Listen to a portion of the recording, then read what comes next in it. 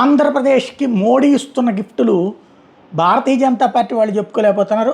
కాస్తో కోస్తో సమాచారాన్ని గ్రహించి నేను కొన్ని చెప్తున్నాను. పవన్ కళ్యాణ్ కాస్త ఇనిషియేటివ్ తీసుకుంటున్నారు భారతీయ జనతా పార్టీకి సంబంధించి. అంటే భారతీయ జనతా పార్టీ అనేది కూడా కేంద్ర ప్రభుత్వం చేస్తుంది అన్నట్టు. అందులో రాష్ట్రంలో నగరాలు పట్టణ ప్రాంతాల్లో నగర వనాలు అనేటువంటి పేరుతో గ్రీనరీ అభివృద్ధికి కేంద్ర ప్రభుత్వం నిధులిస్తోంది. టోటల్గా 11 ఇంటిని ఎంపిక చేసింది కేంద్ర ప్రభుత్వం. 11 మున్సిపల్ కార్పొరేషన్ మున్సిపాలిటీల పరిధిలో నూతనంగా నగర వనాల అభివృద్ధికి 15,40,00,000 రూపాయలు కేంద్ర పర్యావరణ అటవీ శాఖ ఓకే చేసింది. దీంట్లో భాగంగా ఏదైతే వివిధ ప్రాంతాలని ఎంపిక చేస్తున్నారు, కర్నూలు, కడప నగరవనం,